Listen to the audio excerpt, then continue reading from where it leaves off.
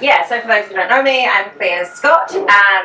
I have been president of the Rotorua Mountain Bike Club, sat on the Rotorua Mountain Bike Club committee for like the last 8 years. I'm a trustee of the Trails Trust, and I just started doing a little bit of contract work for them as their business development manager.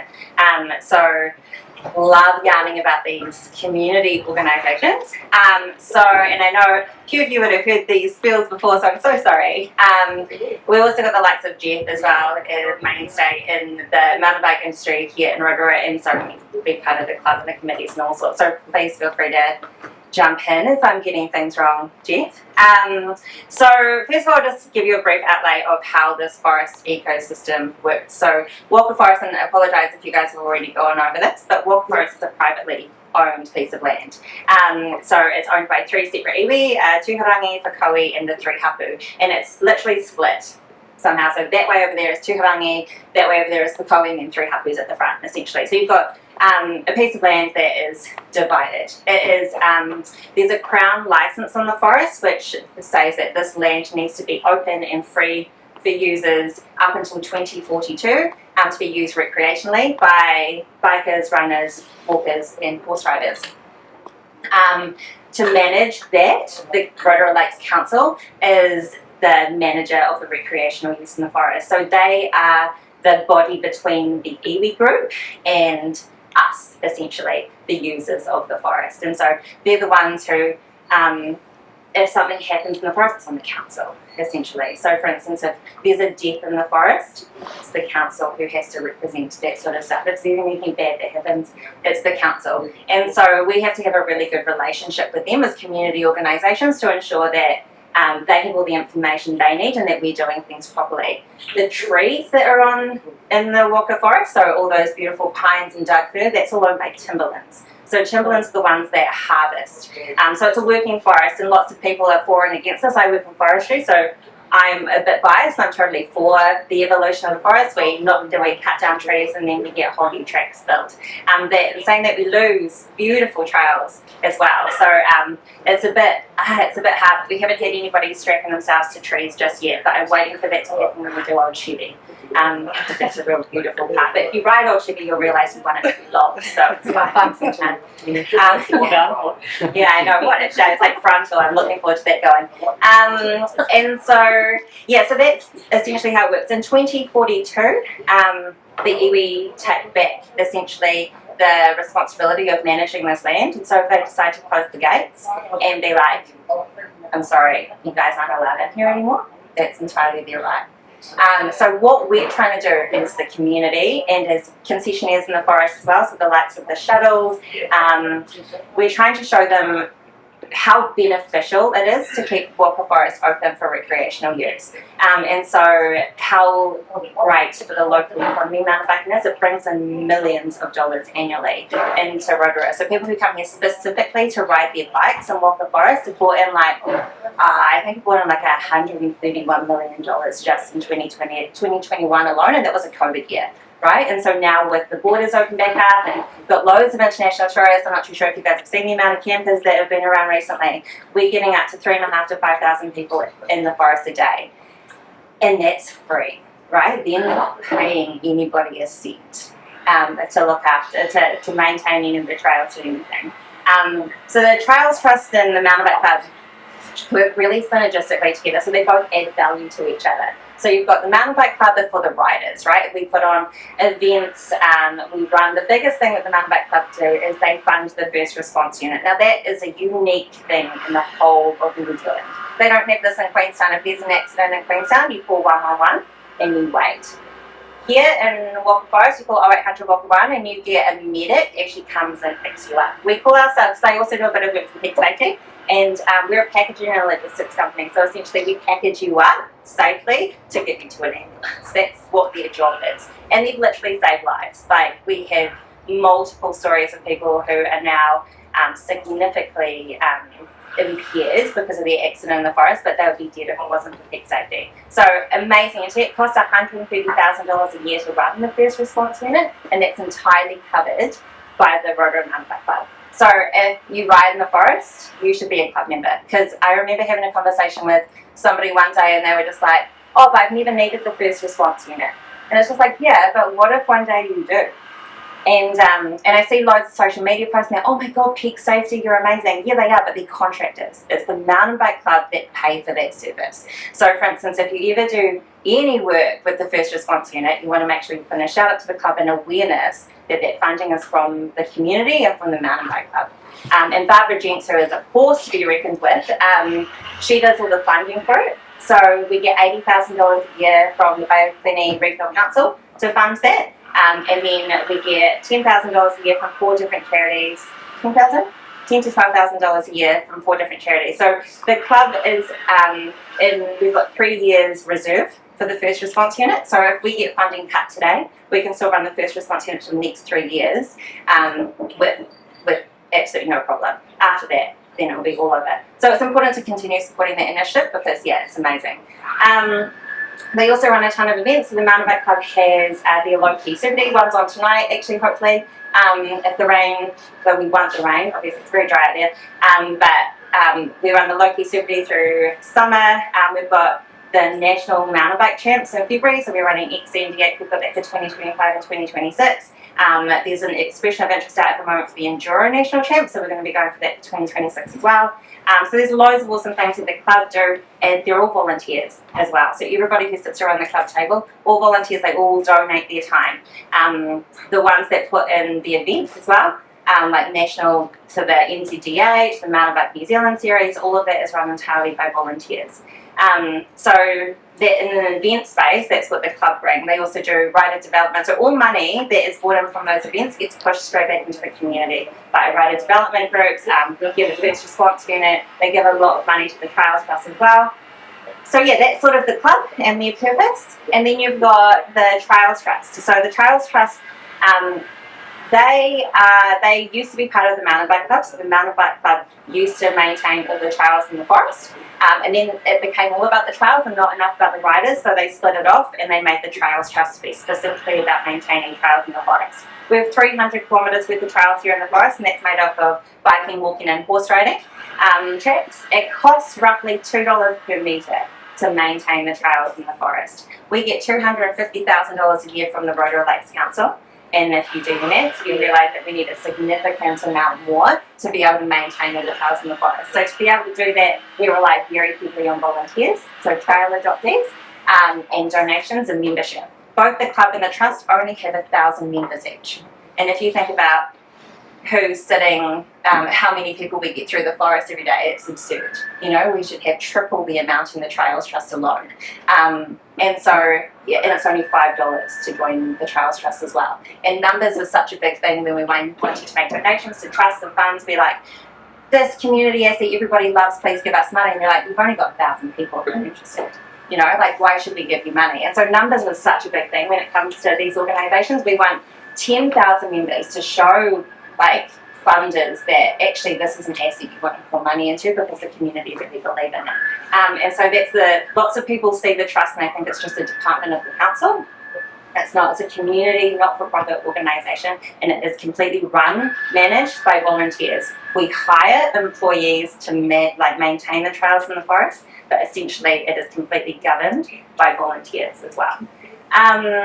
And so the Trails Trust is made up of 2 groups. We've got the maintenance group, so we've got a bunch of guys who go out and they maintain, they clear drains, they do foliage, they have this beautiful little spreadsheet that shows this was like, I don't know, let's say Dipper was last looked after here, and we need to redo it in 3 months' time. And so when that calendar rolls around, they have a look and they're like, all these trails are red, this is the ones that we need to maintain. And so, yeah, the maintenance in the forest is getting better. We've got Mark Upshall and Tony Knapp, who are currently our operations managers in there, and they're amazing. They're doing such a good job. So you'll see, if you ride regularly in Rotorua, you'll see that it's just improved this last year. It's just amazing. As locals, it's very hard for us to see those improvements sometimes, and we're very good at pointing out the Trails Trust should be doing this, the Trails Trust should be doing that. But one thing we need to remember is, like, yeah, they should, but we can only do so much as a community organisation. So what I really encourage people to say is, like, you guys should be doing this and this is how I can help, you know, so like give back essentially. I'm really useless on the end of a spade, so I know that you give me trail work to do, it's not going to be done right, and everyone's going to get really upset. So the one thing I can do is I can write a planting application, or I can help in another way, you know, and I'm okay to give my time for that. I'm not going to be useful at the end of a spade, but I can be useful at the end, like on a computer. And so there's a whole lot of different things that you can do to assist, including photography and video. So what we really struggle with is content. So for instance, loads of people, and my biggest thing at the moment is pump track. So that was my project. I raised $350,000 to get that pump track built. We got Value Solutions in to build it. It's amazing, fantastic asset. Does the trust ever get tagged in any social media posts? Nah, it's all Value Solutions, which is great, but they got paid $350,000 to build that. The Trails Trust got nothing. They got a shit ton of my time voluntary, but the Trails Trust don't get any recognition for it anymore, and it's a shame. You know, I'm just like, actually, how has this benefited the trust? Yeah, it's benefited the community, but there hasn't been any kickback, and that's something that I need to work on better. Like, the trust just need better marketing. They need better collabs with people who understand, and just telling our story a bit more as well. Education is the key. Clem, so yeah. Just on that, why did you let Value Solutions brand it instead of the Trails Trust branding it? Yeah, that's a great question. That's a great question. You love it. So one of these things is Value Solutions have the UCI. We're able to run UCI pump track events on a Value Solutions track, and so essentially we wanted the Value Solutions track to be able to showcase to the world and to nationally that's something we can now do here. So we did want the Value Solutions branding on there as well, but we do need to do something about the Trails Trust as well. 2 questions. Yeah. Is there a QR code at any of the entrances where people can make an easy Trails Trust donation? Yeah. So out of Waipara alone, there's this massive big sign that talks about the story. So there's 4 community organisations that make up the forest ecosystem. Yeah. So it's the Rotorua Trail, the Trails Trust. There's also Tupuai, they do native tree planting, and the Wolf History, who do all the trip lines in the forest. There's a QR code on all of those for you to be able to donate. Yeah, and it sort of tells the story as well. There's also QR codes on a lot of the trail signage as well. Yeah, that is right. Sorry, yeah. I knew this probably. And secondly, how do we support you with images? Like, what is the best way to, like, is it the Instagram? Is it you personally? Like, how? It's honestly anyway. So yeah, tagging us on Instagram, getting in touch with the club or the trust and being like, hey, I know you've got this event coming up. Would you mind if I shoot it? So talking about things like that. This is a private forest, and you do need a concession if you want to. If you want to be paid to sell your images to the club. So for instance, if I hire you, Rachel, to do an event for the Rotorua Club, you'll need a concession for the forest. However, if you do it voluntarily, so I've got a low key coming out tonight, and if you want to come along as a volunteer photographer and take photos, you do not need a concession if you volunteer your time and if you're not expecting payment for those photos. Can I add something in here? So Simon from the council actually really wanted to speak today, but he's away somewhere. But I guess he wanted to really make it clear that that arrangement is totally fine. It's like, let's say you shot the DH, or the low-key DH, and then one of the athletes wanted to buy an image for their sponsor. That's when that becomes not okay. So obviously for all the events that's fine, but you just have to think about, like, after the fact, there's just no room to sell an image if you're not a concession holder. And they did shut down the concessions for a while. I've only just got mine. I was kind of working on like they would group all my concessions together and charge me one rate. But you can get a one-off day concession, but it's a lot more affordable to do like an annual concession. But again, you have to be working the forest a fair bit to make that worthwhile. Another thing as well is like, we run big events in the forest that we obviously want photographs. So for instance, the NZDH or the Nationals. So what you have to understand about that, it's all being run. So for instance, the National Champs next year is being run entirely by volunteers. So myself, Joe Hastings, Logan Jensen, and Michelle Millington, we have this little volunteer crew that is making the National Champs happen. We're all doing it for free. But we need to get a photographer. for that. And so what we might do is we might say, okay, we pay $250 to add the concession onto our event, which means if we get somebody to come and take photos for us for free, they can then sell the images on afterwards. And so that's what we've been able to get away with things like the NZDH. We just add a $250 charge that will then pay for your concession, but then you can sell the images on afterwards. But yeah, so the one thing, and I totally, and unfortunately he's not here, Darren Stanley, bless him, he unfortunately he took a screenshot of a post that I was looking for a volunteer photographer. He then put that onto a photographers only group and pretty much just blasted the club about how we don't respect the profession, which I was incredibly offended by, because I was just like, I do everything for free, and I just thought it was, and I understand the amount of work that goes into photography and videography and stuff like that, but to expect payment when nobody else's is really bad. So I backed you up on the competition. I think Santi sent me the screenshot actually, so thank you for coming. So yeah, What he said was really rude. yeah, it was rude, but it also just it was really awful for all of those people who put such a lot of their own time, and we spend hours. And the worst part about it as well is, like, if there's something that goes wrong with the race, or if there's something that somebody isn't happy with the track, you don't hear the good stuff, that people had a good time at the event, you just hear all the bad stuff. And so it's really disheartening, and that's why you lose volunteers. People are just like, I'm not doing this again. Like, and there's so many people, you want to go into bike culture and have a yarn to Rob Smale. Like, he'll be like, I've barely given enough to this community because he's just been abused. And so you lose amazing volunteers because of that sort of stuff. I had a guy recently reach out to me about, hey, I'm really keen to shoot for the club. And I was like, that's amazing. And he's like, let me send you my rates. And I was like, oh, I don't have any money for you. So yeah, it's just educating you about, like, I suppose, that dynamic. What we do find though is, if we do have an event coming up where we do have budget for a photographer, the very first people we're going to talk to are those people who have given us such a lot of their time for free. And so it is that relationship that works. Like, suddenly I've got money for a photographer. Hey Rachel, you keen to come shoot? Robbie Dalziel, are you keen to come shoot? You know, like, those sort of people, we're just like, you've already given us so much of your time, and we really value that partnership. And so yeah, there's what we're trying to do with the Trails Trust as well is come up with a sponsorship framework. So it's currently sitting with the iwi at the moment. So iwi have to approve everything that we do in the forest. And so there's going to be a whole lot of different tiers, but I was just talking to the guys about this before. There's going to be an official trail sponsorship. So if you pay for an entire trail to be rebuilt, so say Taniwha needs to be rebuilt, that's going to cost $30,000. If you pay for that rebuild, we'll put your name on the sign. It'll be Taniwha, this trail is sponsored by Maxis. If you come along and you sponsor maintenance of a trail for, say, a minimum of 3 years, it's $3,000 a year. We'll say, Moonshine, this trail is sponsored by White Open, or maintained. The maintenance of this trail is sponsored by White Open. Then we also will have other sponsorship in kind. So for instance, if we have things come up, like for instance, John's doing a whole lot of videos for us at the moment, and we've got the Pig and Whistle and Capers, by the way, John.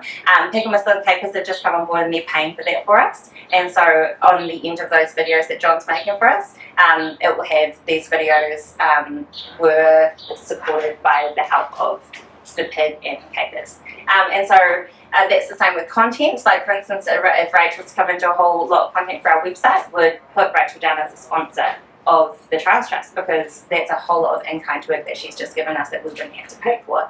And so it's a good way of getting your brand out there through these community organisations without necessarily, though you haven't been paid, you still get a lot of brand awareness, and hopefully you generate business off that as well. Yeah. Cool. Any questions? Your photography concession system, even if you're just shooting for fun in the forest, and if you do make money from other parts of photography that's not mountain bike related, you still have to have a concession, because it's classed as marketing, therefore you're making money elsewhere. I was also, it's quite grey, but I went to Simon and I'm like, tell me how it is, because I don't even know where that line is. But basically, if you're in the forest shooting your mate for fun and there's no money being changed over in that job, it's fine. Like, it's not as strict as it because technically, like, I'm a business, right? I'm a GST registered business. If I post my images on my page, that's commercial purposes. But as long as I'm not getting paid, it's okay. So it is a little bit more relaxed now. So who polices that? So Graham Murray. Yeah. Sorry, no, that's a great question. So the Trails Trust and the Cover both pay $20,000 a year as a ranger role. Okay. So what we are asked to do is when we're in the forest and we see people taking photos, groups of people guiding, also say we just need to be like, hey, where are you? And do you have a concession? And we don't necessarily say, not you. We just sort of like get their name and we pass their names on to the council. I'll be real honest with you. That never really happens because we're also a bunch of volunteers, so we sort of like, I'm not out there asking people, oh, is that guide, you know, that sort of thing, but It's also a small town. it's a very small town, and so etiquette, I would just touch on etiquette's a real big thing. So it's private land, right? So imagine it as your backyard. One thing that's quite notorious in the forest is illegal trails. Now that comes with mountain biking. It comes with it, and Jeff and I have great discussions whether or not we call it illegal trails, community trails, what do you want to call them? But essentially, it's people are going and building a track on land that is not theirs, and then they go and put it all over social media. And it's so my view, and this stays in this room. At the end of the day, Videos off. I don't really care too much about illegal trails. What I care about is just don't put them on social media. You know, it's one of those things that is just like disrespectful. It's a go ride them, sure, that's fine. There's this, in Richard Paulwell, there's this little heart, he's just been trespassed from the forest for building an illegal trail. But he has this idea in his head, there's a loophole in this, in the Crown, in the recreational Crown license, is that essentially it's a wander at will. So the forest is a wander at will. You can go wherever you want in this forest. And so he claims as long as the trail was built by hand in terms of no tool, no digger, and is a straight line, it's not illegal. Okay, and so you can, it's incredibly subjective and you're more than welcome to like reword it however you want. However, it's just etiquette is just like, do what you want, just don't post on. Yeah. Yeah. We could talk for hours on this, like it's a bit of a hot topic. Requirement being full. Can I ask one question? You asked about a volunteer photographer. Do you also ask for volunteer videographers? Yeah, we ask everything.